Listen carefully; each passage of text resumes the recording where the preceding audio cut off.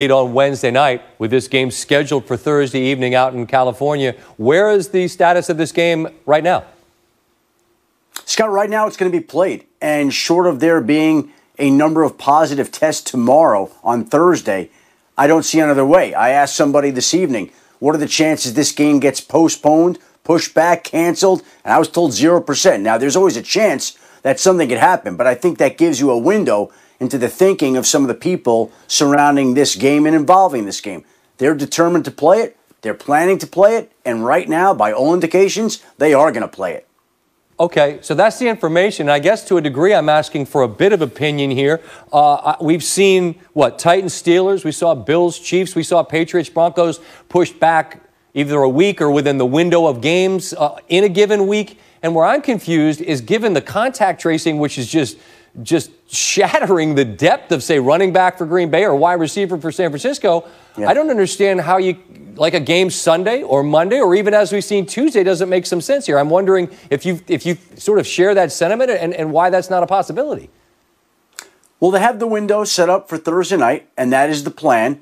And essentially, they expanded the practice squads this year and made it such that teams have a deeper allocation of players that they can dig into and call up those players. I'm not telling you it's right.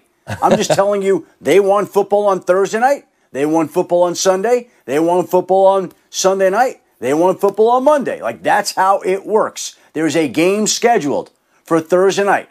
The Packers flew to San Jose on Wednesday afternoon. They're going to play that game. And it may not be, it will not be, the quality that we're used to seeing.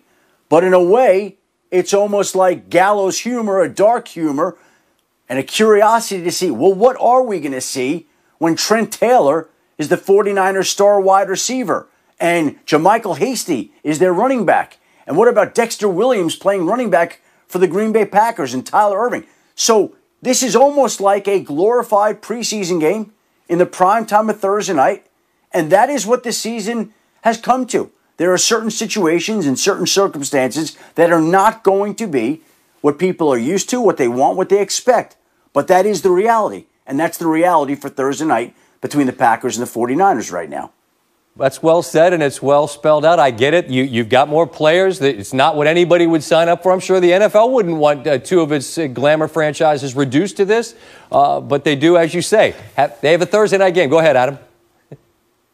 Are you going to watch the game, Scott?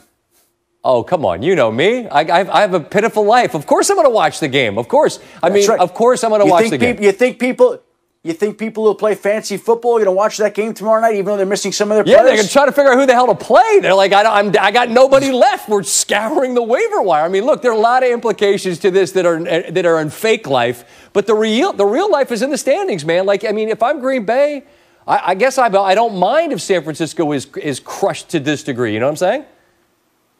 I guess I would just say it's an imperfect season. Yep. There are going to be unfortunate circumstances. There are going to be games in which there are regular starters missing. And as you mentioned, the Packers basically are playing without their running backs. The 49ers are playing without their wide receivers. The 49ers already lost their starting quarterback, their starting tight end, their starting left tackle now is on the reserve COVID list. So they've been completely decimated. This is a shell of the team that we saw in the NFC Championship, but they are paid to go out. There's a primetime slot waiting, and you and I will be tuned in to watch it.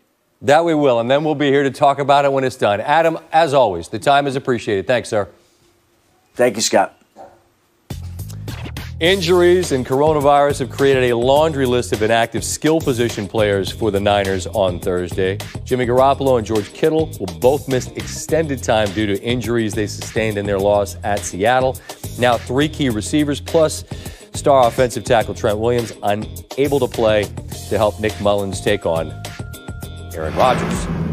Lions quarterback Matthew Stafford placed on the reserve COVID-19 list, putting his availability for Sunday's game against the Vikings up in the air.